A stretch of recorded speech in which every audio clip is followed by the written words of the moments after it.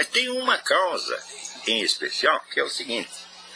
No Brasil, há muitas décadas, foi adotado nas escolas primárias um método socioconstrutivista de educação. Para o método socioconstrutivista, só existem dois elementos em jogo. Um é o aluno e o outro é o mundo, que é o objeto. Então você tem o sujeito e o objeto. Então, tudo que é preciso fazer é deixar o aluno, o sujeito, diante do objeto, para que ele espontaneamente vá aprendendo e criando as estruturas. Por abstração, ele vai aos poucos compreendendo, fazendo as generalizações, né? E no fim chega lá a obter toda uma concepção organizada do mundo a partir da mero experimento espontâneo. Bom, acontece o seguinte, meu filho, eu vou explicar uma coisinha para você, e depois no curso que eu vou dar aqui eu vou explicar com mais detalhe. Como é que você faz para ensinar uma criança a gramática da língua? Você vê, se for por tentativa e erro, quer dizer, você não dá regra nenhuma, e o nego vai pela combinação de palavras que ele mesmo vai fazendo, ele vai ouvindo, ele vai aos poucos obtendo por abstração as regras gerais. Para que isso fosse possível, o coitado do aluninho precisaria ter a capacidade abstrativa de um Aristóteles, o gênio lógico-matemático de um Leibniz, e a tenacidade científica do Charles Darwin, tudo combinado. Ou seja, é impossível fazer isso. Bom, então tentemos o método contrário. Damos primeiro as regras e ele vai se esforçar para aplicá-las. Impossível. Por quê? Para compreender as regras, para compreender até o sentido dos termos gramaticais, ele já precisaria ter um domínio da língua que supõe exatamente o domínio da gramática. Então, porra, não dá para ir pelo método indutivo, nem pelo dedutivo. Então, fudeu, a educação é impossível. Então, é para isto que existe a figura do mediador, do professor, sem o qual o aprendizado é impossível. Impossível. Esse mediador faz o quê? Se houvesse uma ciência da educação, se a educação fosse uma ciência, então ela obedeceria, vamos dizer, a regras estritas e bastaria aplicá-las, tá certo? Assim como, sei lá, para você fazer um remédio, você vem na prescrição certinha, você vai fazer o remédio de acordo com aquelas regras, ele vai funcionar daquele jeito. Mas a educação não é uma ciência, a educação é uma arte, é uma técnica. Então, na arte, veja, a ciência, o que a ciência faz? A ciência pega vários fenômenos aparentemente heterogêneos e os reduz à unidade de um princípio. Preste bem atenção. A técnica ou arte faz exatamente o contrário. Quando você cria um objeto técnico, como por exemplo um computador, né, ou um papel impresso, o que você faz? Você está juntando elementos que não são regidos por nenhum princípio comum. Você imagina aqui, por exemplo, um simples papel impresso, né, um produto técnico. Quais são os elementos que compõem isso aqui?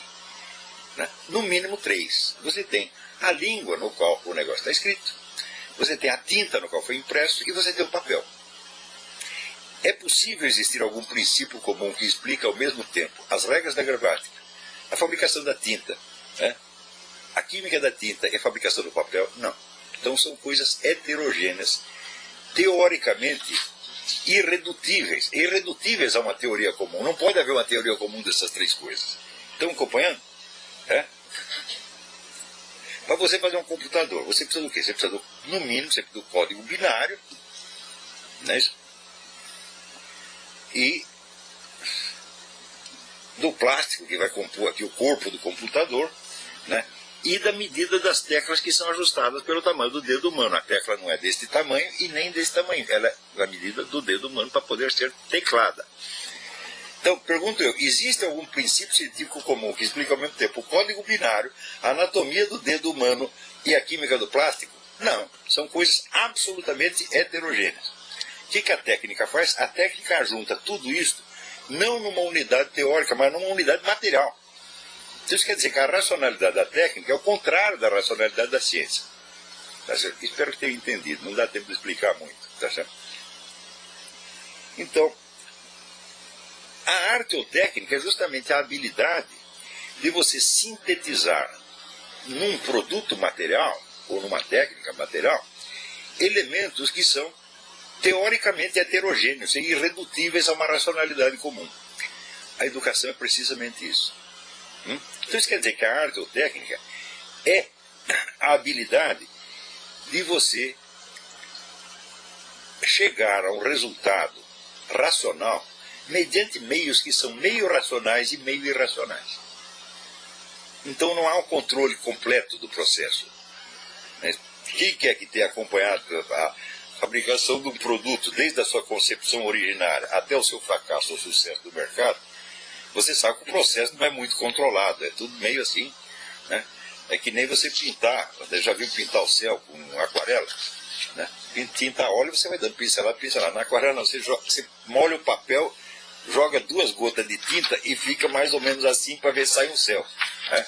Então, a educação, como qualquer técnica, é mais ou menos assim. Então, isto quer dizer que você depende não só da presença do mediador ou professor, mas da criatividade dele. Para ele fazer esse arranjo, vamos dizer, entre as disponibilidades pessoais do aluno, que são incontroláveis, tá certo? E o objetivo que ele quer chegar. Por exemplo, ele quer chegar a fazer o sujeito entender as regras da aritmética elementar, ou as regras da gramática, tá certo? Então, ele tem que fazer uma ponte entre o irracional e o racional. Isso é dificílimo. Então, isso quer dizer, a presença do professor, a presença do mediador é o elemento central da educação, porra.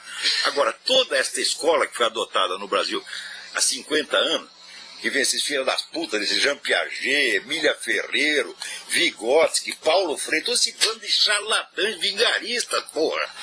Ensina assim, o ensino não pode ser diretivo, você tem que deixar o aluno solto ante o objeto. Então ele fica lá solto ante o objeto chamado linguagem, ele ouve as pessoas falar, e ele mesmo vai montando por abstração na cabeça dele, né, as regras da gramática, e no fim ele produz lá a gramática metódica da língua portuguesa do Napoleão Mendes de Almeida. Porra, é claro que isso é impossível.